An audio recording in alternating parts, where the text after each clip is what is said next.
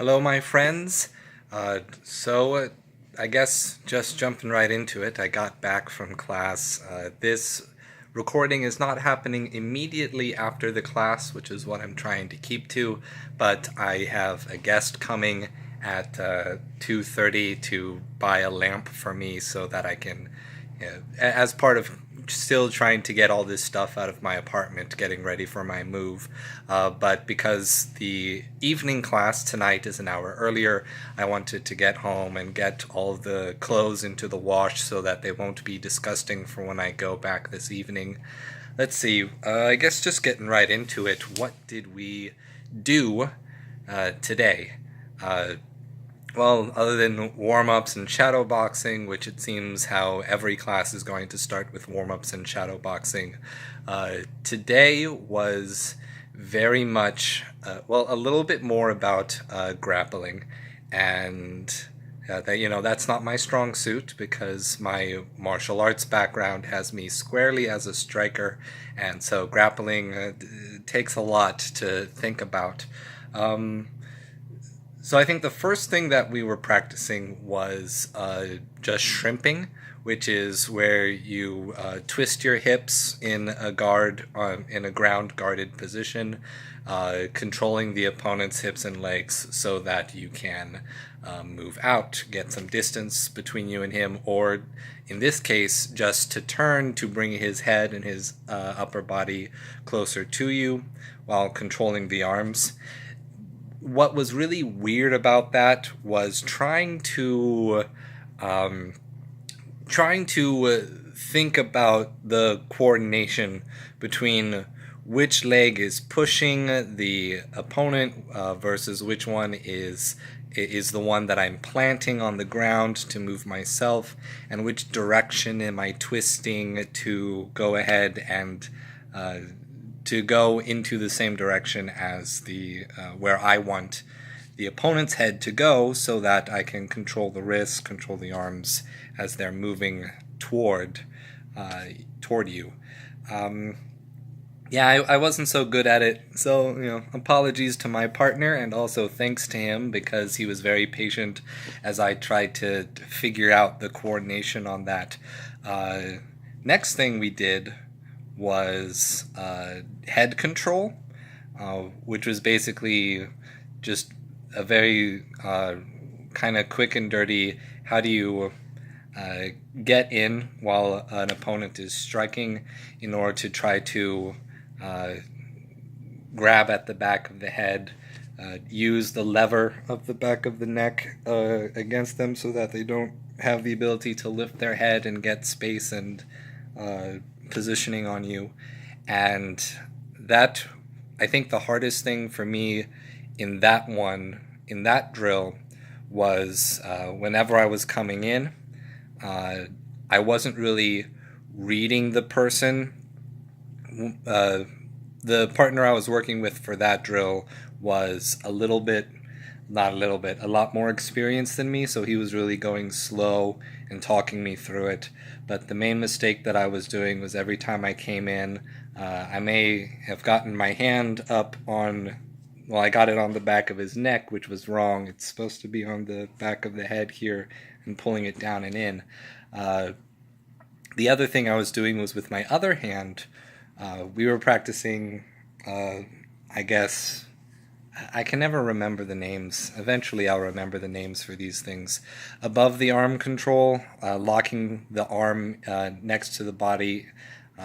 But I guess after that there was a lot more drilling on just full head control, which is having both arms on the back of the head and using the elbows to squeeze them down and in so that you can pull them in either direction. And then I guess the third thing that we practiced was how to position yourself to get to grab around the body so that you can step to their side and then to their back so that you can bring them down and get them in position for the rear naked chokehold. The name of that one, I know, because it is a very common one that you see in the MMA a lot, just because it's very effective and it's fairly easy to get into. So it's one that people drill a lot. And because people use it a lot in competition, it gets taught very quickly so that you can start learning how to resist it very early on.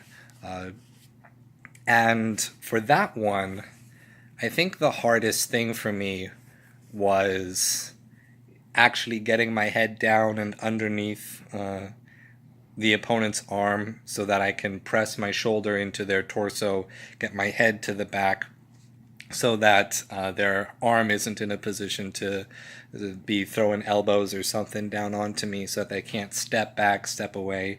And really, I guess overall, the whole concept of getting my body into the clinch range, and holding myself up against them so that they don't have the positioning to move around me to put me where they want me to be. And it's really counterintuitive for me, because all of my striking experience is about creating distance and being in the exact distance that you want to be in.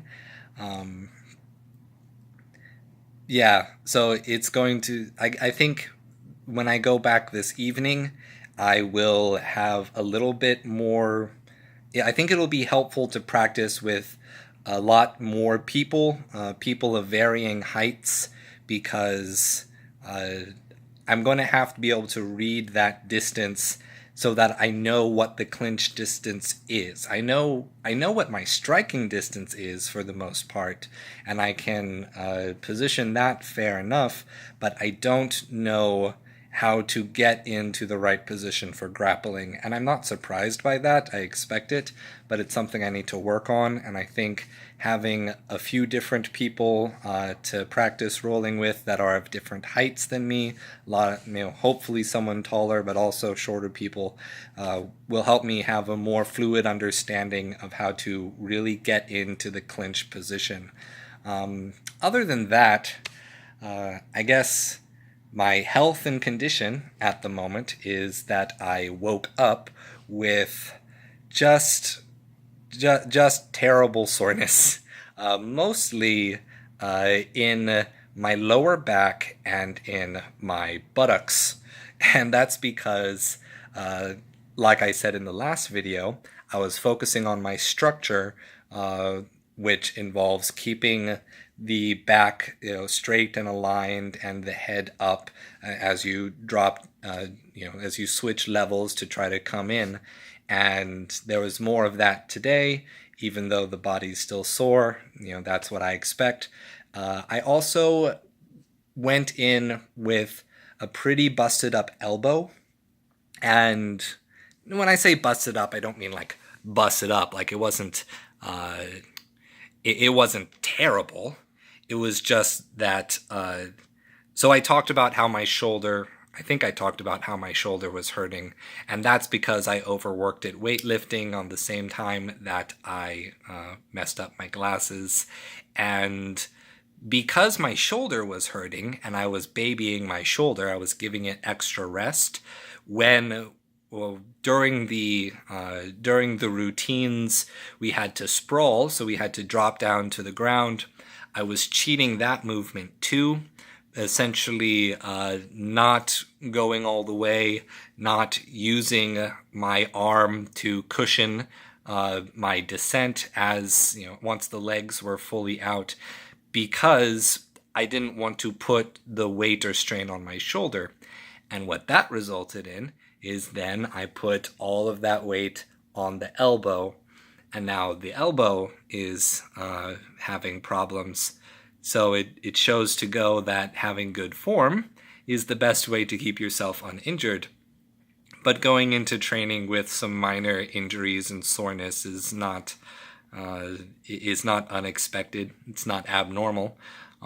You work your way through it.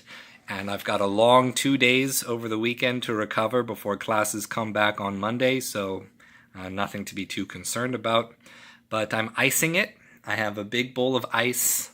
I have my claws to form ice packs, and we're basically going to, and I got some advice while I was there about the proper way to ice it, so I'm not just going to be leaving it a bowl of ice and getting frostbite or whatever, trying to heal up and get rid of the pain. Man, also cold showers. I've been doing a lot of cold showers as a way to refresh after these workouts, and they suck. But here's the key to taking cold showers. None of the other cold shower YouTube videos are going to teach you this one, so this is special straight from me. The key to taking cold showers successfully and getting used to them is this. Breathe. I looked at myself. Breathe. Just like that. Just breathe a lot, because that's essentially telling your body to keep pumping the blood, to not, choke it back into the torso where it wants to keep all the vital organs warm and safe. And I honestly think that taking the cold showers, forcing my body to breathe, had translated over into the class today, because when I was exercising and I was feeling out of breath, I automatically started exhaling harder and breathing more. And so I think it helps. I think it helps the brain realize that the solution to being out of breath is not to stop moving, but to breathe more. I don't know, that's it. I don't want the first section to get too long. Otherwise, these vlogs are going to be way too long by the end. I want to keep them a little bit under 30 minutes, hopefully, around 20 minutes max, hopefully. Anyways, see you tonight. All right, post-class vlog for the second day of training. First off, let me say that I came out of this one a little bit more hurting than this morning. The elbow really was, it was just screaming in pain by the end of it. I mean, I'm exaggerating. It wasn't like it was unbearable, but it felt more like, I guess you could say, just inflammation on the inside there, and if we kept going it would aggravate. But I made it through all except the last 9 minutes of the class, and I guess the interesting thing about having different instructors teaching the same thing is that tonight was still doing the same thing, getting into the clinch position and getting head control, but this morning was having that take from being on the offense and coming in and trying to reverse someone's punches. And today, I should have said being on the defense. I forget what I said. But this evening's course was about doing the clinch from the offense. So throwing jabs crossed and to set it up, then throwing a jab purposefully past the opponent's head in order to get the first hand onto, I'm using my hands down here though because my elbow hurts and I don't want to lift my arm, getting the hand onto the back of the head as part of a fake for jab. And then there was also what they called the pommel position, which was when both people had the same sort of balance in terms of one person having over the arm control and both people having one arm that was over the arm control and one arm that was under the arm control. And what it turned out to be was the method of getting in and out and trying to switch to get into a different position was sneaking the arm in like this, and that motion was really hard on my elbow because it's in the shoulders in full rotation and it's pretty much just pushing out with what I can only imagine is tendon. I'm not sure it's something that I would ever elect to do, to slip under a under a person who had their arms under mine. I think I would prefer to have above control. So I don't know right now why I would slip to trying to control from underneath. Um, and Essentially, it was just a lot of that. And then practicing how to go from that pummel position into the one leg takedown that we did earlier this week. Um, and that was a little bit more difficult because just like dropping down to grab that leg was, for one, it didn't require coming to the inside. I need to stop doing that. It didn't require coming to the inside, but it did require kind of dropping down and pulling that leg close and up, even though it's between your own legs, rather than before with the regular one leg takedown, when you could actually have the leg on the outside and have the knee pulled all the way up to the chest rather than being stopped by your own anatomy.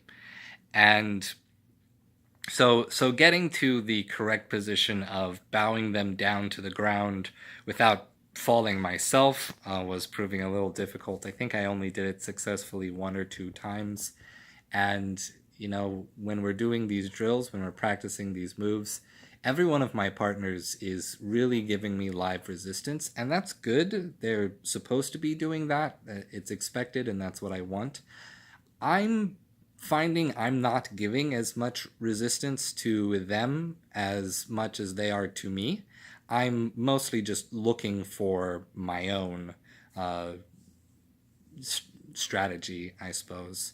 Let's see what else. I suppose, yeah, I don't know. There isn't much difference to say between the morning and evening classes today, other than uh, what was already said. I was going with the same person pretty much the entire time until the very end, when one of the more veteran students essentially set up to roll with me.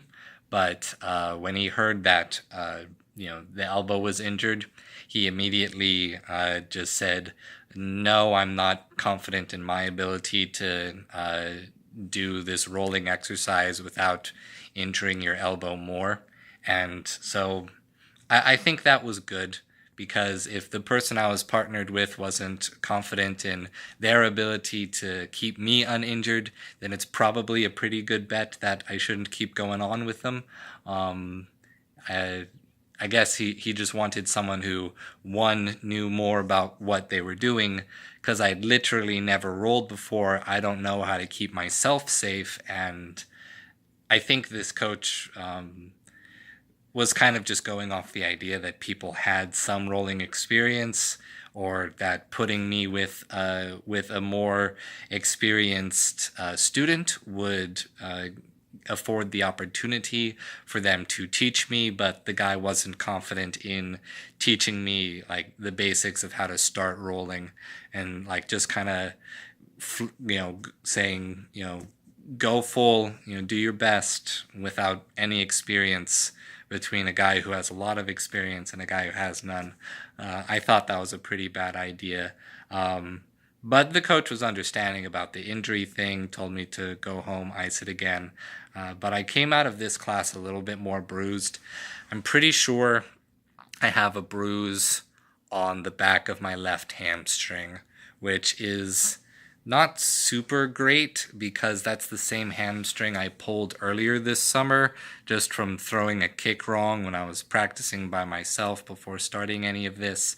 And yeah, unfortunately, it means that it's probably going to hurt quite a bit more tomorrow. And I suppose I just have to accept that. It's part of the deal here. But I think it's small. Like it's not like I didn't notice it until later.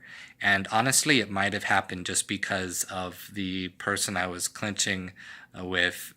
He probably just got his toe pressing into the back of my leg.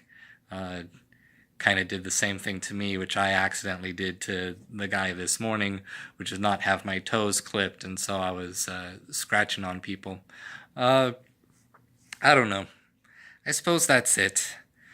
I suppose the last thing I want to talk about is just how much being in the moment and doing the practice and like actually doing the moves and the routines when you're in it and you're working against someone with live resistance, man, I don't feel the pain at all. Like I suppose it's just the endorphins kicking in, but I don't feel the energy, or not the energy. I don't feel the injury until we take a break to stop and say, here's the next thing we're going to practice.